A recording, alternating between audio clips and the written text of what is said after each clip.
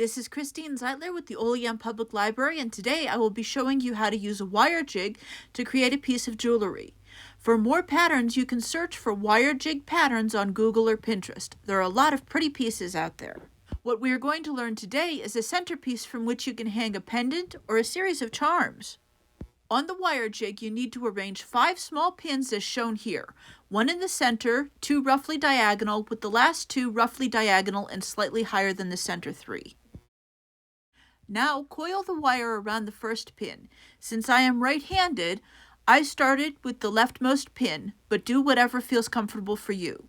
I left a little tail. However, if you would rather make the first end flush, that will also work, but you will need to be a little careful when pulling the rest of the wire. I chose to go around the pins in a clockwise motion so that the wire would flow easily for me. Do some experimentation and see what works for you. Pull slightly after you circle a pin so that you get a nice look. After you have gone around all 5 pins, it is time to decide what you want to do with your ends. If you would like, you can keep them a little long and try to use pliers to create circles. I chose to chop my ends a little way away from the edge of the pieces to take it off of the loom. Then I trimmed the edges very close to the first and last circles of the piece.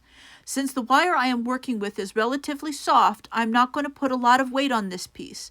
There are ways to harden your metal piece. Check out some books on jewelry making from your local library.